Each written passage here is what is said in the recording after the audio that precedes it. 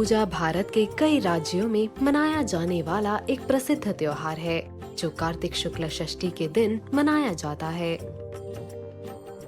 छठ पूजा मुख्य तौर से सूर्य देव की उपासना का पर्व है। इस दौरान व्रती 36 घंटों का व्रत रखते हैं। पुराणों के अनुसार छठ पूजा की शुरुआत रामायण के दौरान हुई थी।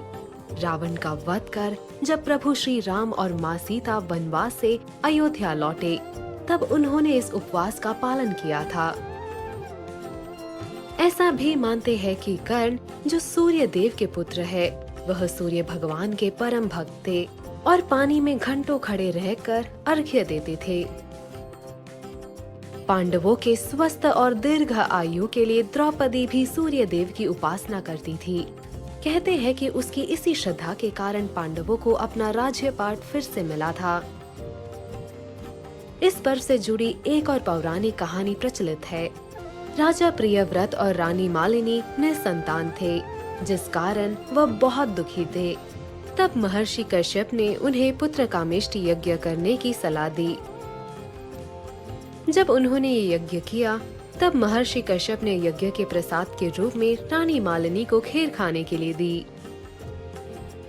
कुछ समय पश्चात ही राजा और रानी को पुत्र की प्राप्ति हुई, लेकिन उनकी किस्मत इतनी खराब थी कि वह बच्चा मृत अवस्था में पैदा हुआ।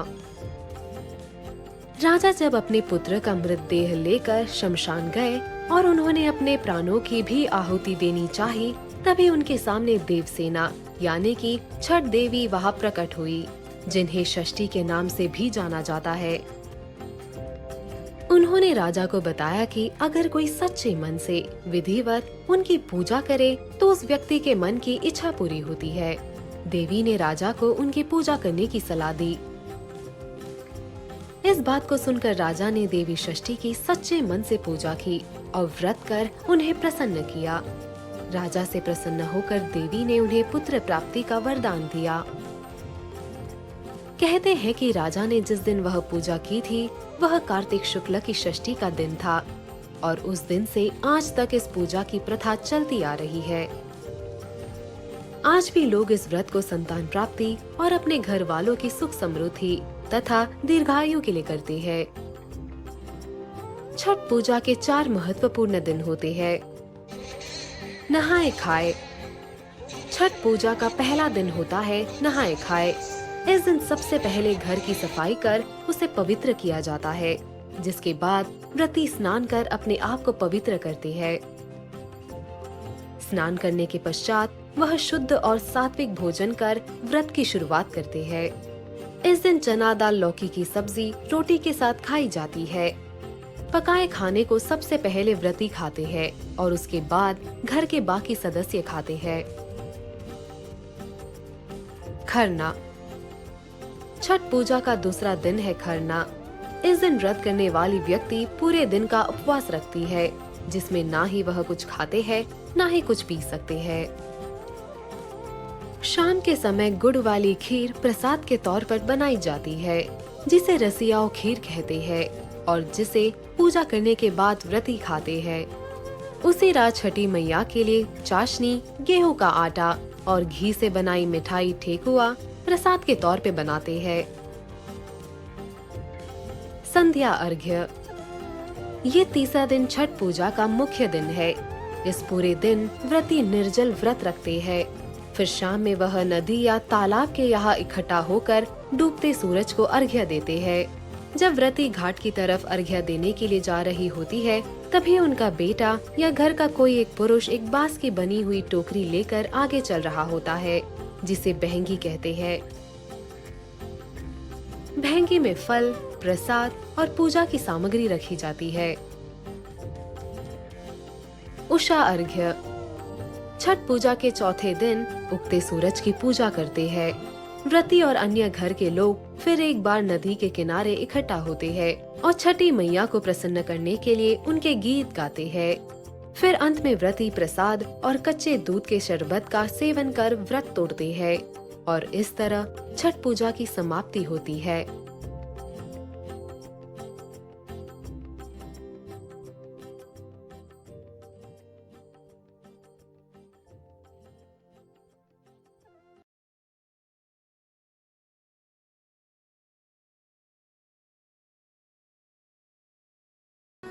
हमारे देश में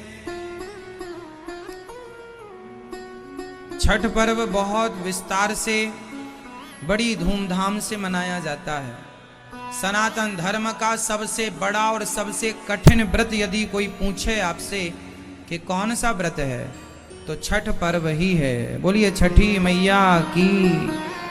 आप सभी को छठ पर्व की बहुत बहुत शुभकामनाएं। स्टार्ट हो चुका है कल से।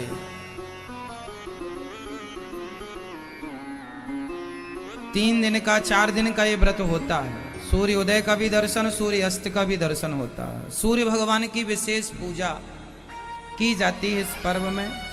विशेष रूप से यह पर्व बिहार में, झारखंड में और उत्तर प्रदेश में भी ये, अब तो पूरे देश में ही, अमेरिका में भी मैंने सुना कि जो हमारे भारतीय मूल भारतीय जो अमेरिका में जाके रह रहे हैं, वहाँ भी वो अपने इस त्योहार को मना रहे हैं। तो हमारे सनातन धर्म में सबसे बड़ा और सबसे कठिन व्रत यदि कोई है तो छठ पर्व है। हमारी माताएं बिना कुछ खाए पिए इस व्रत को निभाती हैं। सारे लोग करते हैं, पुरुष भी करते हैं, स्त्रियां भी करती हैं, जिनको सद है सब करते हैं। कहते हैं इस व्रत को यदि कोई ना कर पाए, छठ पर्व को माना कि हम लोग नहीं कर पाते, आप में से बहुत लोग हैं नहीं कर पाते। जो लोग छठ पर्व को नहीं मना पाते, इस व्रत को नहीं करते, और जो लोग नहीं करते वो करने वालों का दर्शन कर लें तो उनके दर्शन करने मात्र से इस व्रत को करने का पुण्य प्राप्त हो जाता है। मतलब इस व्रत को करने वाला भी यदि हमें दर्शन हमें मिल जाए, जैसे हम नहीं करते इस व्रत को और कोई कर रहा है तो हमने उसको ही प्रणाम कर लिया, भैया हम तो नहीं कर पाए, आपको ही हम प्रणाम करते हैं, तो वह पुण्य के भागीदार हम भी हो जाएंगे। इतनी महिमा है इस व्रत की। तो ये छठ पर्व की आपको बहुत बहुत शुभकामनाएं। गया है मानस पुत्री यानी वो बेटी जिसके जन्म में शरीर की कोई भूमिका ना हो, मन से मन का मिलन हुआ, तरंगे टकराई, ब्रेन की एनर्जीज मिल गई और संतान का जन्म हो गया। हॉलीवुड की साइंस फिक्शन फिल्मों में म्यूटेंट्स का जन्म ऐसे ही होता है, हम विश्वास भी कर लेते हैं, लेकिन हजारों साल पहले वेदों पुराणों में लिखी गई ये बातें हमको अविश्वसनीय लगती हैं, कोरी कल्पना लगती हैं। एक बार ठहर के सोचिएगा कि आगे बढ़ने की अंधी दौड़ में हम कितना पीछे जा चुके हैं।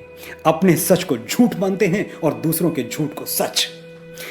मैं एक ऐसे युवा भारत का सपना देखता हूं जो दिन भर इसरो में बैठ के अंतरिक्ष में रॉकेट्स भेजे, लेकिन रात को सोने से पहले श्रीमद् भगवत गीता के 2 पन्ने पढ़ के ही आंखें बंद करे। मॉडर्न होने का मतलब मूर्ख होना नहीं है। और विश्वास मानिए, अगर हम अपने रीति रिवाजों से, अपनी संस्कृति से, अपने ग्रंथों से, अपने पूर्वजों से कट गए तो हम में और खूंटे से बंधे हुए एक जानवर में कोई अंतर बाकी नहीं रह जाएगा। हम पशु होकर संतुष्ट हैं या प्रभु होने की यात्रा पर निकलना चाहते हैं, यह निर्णय हमें आज लेना होगा, अभी लेना होगा, वरना बहुत देर हो जाएगी। वापस लौटते हैं छठ पूजा की ओर। यह पूजा पहली बार कब शुरू हुई थी ठीक नहीं कहा जा सकता, लेकिन ऐसे उल्लेख मिलते हैं कि महाभारत काल में द्रौपदी छठ माता की पूजा किया करती थी। बिहार का एक जिला है भागलपुर, महाभारत काल में इसे अंग देश के नाम से जाना जाता था और इसके राजा थे सूर्यपुत्र कर्ण, अंगराज कर्ण। कर्ण भी छठ पूजा किया करते थे, ऐसा पढ़ने में आया है। अब कर्ण तो थे ही सूर्य के पुत्र, तो सूर्य उपासना और पिता की उपासना कर्ण के लिए दोनों का एक ही अर्थ था। कहते हैं उस दिन कुरुक्षेत्र में जब अर्जुन के तीरों से बिंधकर कर्ण वीर गति को प्राप्त हुए तो आकाश पर चमकता हुआ सूर्य रो पड़ा। अपने पुत्र की मृत्यु सूर्य देव सहन नहीं कर पाए। फिरे आकाश से सूर्यान सारे, नतानन देवता नभ से सिधारे, छिपे आदित्य होकर आर्द्र घन में, उदासी छा गई सारे भुवन में। ये था कर्ण और सूर्य का संबंध, लेकिन हम भी सूर्य को पिता ही मानते हैं और इस नाते हमारे अंदर भी मैं और आप भी कर्ण की ही छाया है।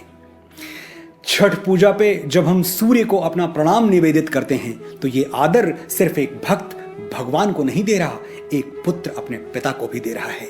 इसलिए छठ पूजा सिर्फ एक उत्सव नहीं है, हजारों वर्ष पुराने एक संबंध की मौन घोषणा भी है। ये दुनिया जान ले कि हर भारतवासी सूर्य की संतान है। हम सूरज की तरह तपना भी जानते हैं और सूरज की तरह चमकना भी जानते हैं। दुनिया की ऐसी कोई ताकत नहीं जो सूरज को फूंक मार के बुझा सके। जब कहीं कुछ नहीं था तब भी हम थे और जब कहीं कुछ नहीं होगा तब भी हम होंगे। मैं मुंबई में रहता हूं और मेरे जैसे लाखों उत्तर भारतीय यहां रहते हैं। हर साल जैसे जैसे छठ पूजा नजदीक आती जाती है, मैं देखता हूं कि मुंबई में उत्तर भारतीय कम हो रहे हैं। मुंबई उत्तर भारतीयों से खाली हो रही है। ऑटो वाले मातादीन और चाट वाले बटेसर भैया से लेकर मनोज मुंतशिर तक सब गांव का टिकट कटा के चल देते हैं। और क्यों चल देते हैं? क्योंकि छठ पूजा साल का अकेला ऐसा पर्व है जब मिट्टी और मां दोनों मिलके एक साथ हमें आवाज देते हैं, घर आजा बेटा, छठ मां के लिए ये जो कच्चे बांस की बहंगी बनाई है ये नदी के घाट तक तुझे ही तो ले जानी है। एक बार मां का ये संदेशा मिल जाए फिर तो हम काल के रोके भी नहीं रुकते। पिपरा के पतवा सरीखे डोले मनवा, जियरा में उठत हिलोर, पुरवा के झोंकवा से आयो रे संदेशवा कि चल आज देसवा की ओर। और एक बार हम अपने गांव देश पहुंच गए तो शुरू होता है छठ पूजा का 4 दिवसीय कार्यक्रम। पूरे 4 दिन क्या धूम, क्या गहमा गहमी, क्या उल्लास, लगता ही नहीं कि दिवाली जा चुकी है।